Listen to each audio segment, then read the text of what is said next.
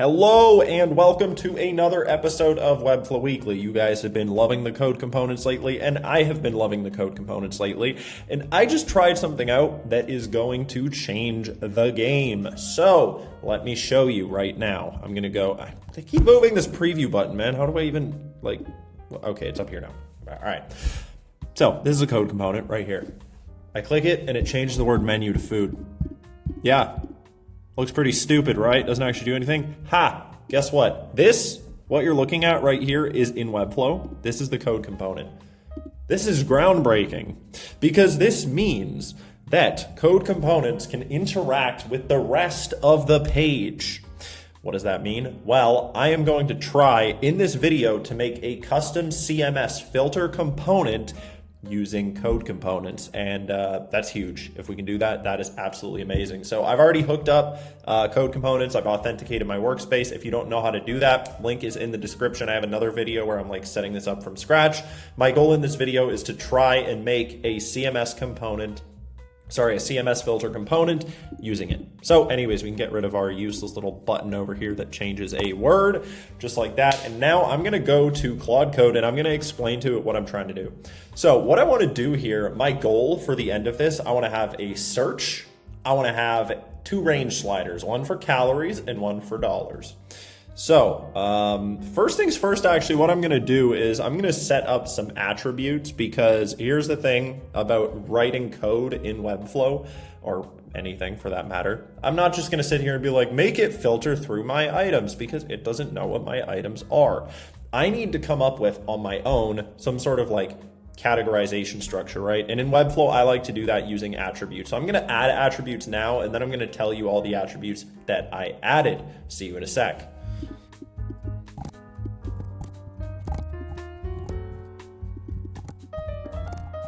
All right, so that was it, really simply. All I did was this. So we have our collection list, and I added data-filter equals list. Then we have items, and I added data-filter equals item. Then we have the name. I did data-filter equals name. And then we have price and calories, and I did data-filter equals kcal and data-filter equals price.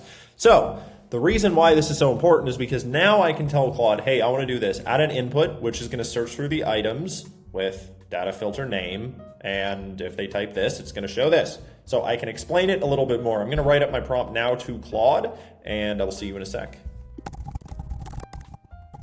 All right, so I just wrote it, and I don't think I need anything more than this. I said, now I want to make a search and filter component for my menu. I've added the following attributes in Webflow. They all have a name of data-filter. List, which is the main list. Item, which is on every item in the list. And then name, kcal, and price. Each item has those in it. I want to make a component which has an input and two range sliders. The input is to search for an item, and one range slider is for price, and the other is for calories. So could I explain a little more what I wanted to do? Probably, maybe, but I'm not going to, and I honestly don't think I need to. So I'm just going to let this run on plan mode. Then I'm going to let it run. We'll see what happens. See you in a sec. All right, so it said it is done. Let's go ahead and run npx webflow library share, and hopefully it is going to update it, and hopefully it's going to work. So ready to update. Yep. Creating, it is compiling, it is uploading, and it is sharing, and it is done. Okay, so now I'm going to go ahead and open this. We can see review changes. I'm going to click accept all updates. And now we can drag in our new component. Will it work? I don't know. Stay tuned and find out. Okay, so we have this, and it looks pretty, it looks out of place on the site, to be honest. Definitely wouldn't design it like this, but the goal here is to figure out if it's functional, right? Not necessarily to figure out if it looks good. That we can work with Claude a little bit more on. So most of these range sliders are a bit weird. I'm not a big fan. So I am going to change that after, but let's see if this does anything. Okay, so we can see here vegan burgers. So let's go ahead and type vegan. Boom, search works. It works.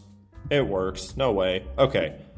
Now I can, oh yes, range sliders. Okay, these range sliders look terrible, so I'm gonna this should be one range slider where I can adjust the min and the max, so I'm gonna tell it to fix that. Also, I don't want this to be in a box like this, so I can tell it to fix that. But functionality, dude, one prompt and we're working out of the gate. So, all right, let me make this look a little bit better now, and I'll come back to you in just a sec.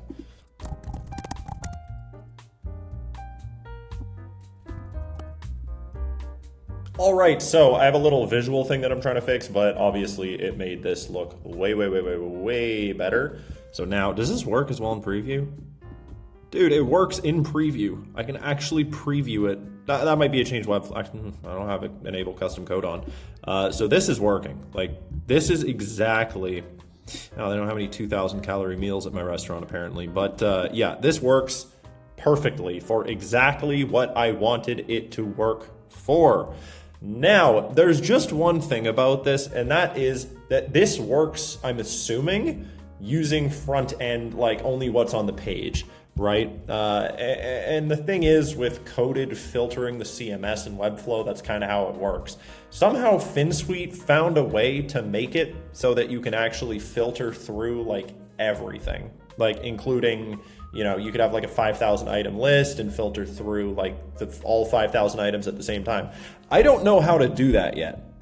And if anyone is watching this, can somebody please tell me how that is possible? So here's the thing. My goal in this video is to figure out, can this be done with Webflow code components? And the answer is a astounding, clear, fat, yes, it can be done. That is super exciting. The only thing I don't know is how we can filter, like, again, thousands and thousands and thousands of items, but that's the same thing if this was like embedded custom code. So what this means is that you can build code components on your Webflow site, which don't just, you know, do their own thing and have a bunch of cool stuff going on inside of them, but they could actually like interact with the rest of your page and the rest of your site, which is insanely exciting. I think even though people are watching these videos, people are liking them, I think people are really sleeping on code components, and I don't think people understand what can actually be done with code components.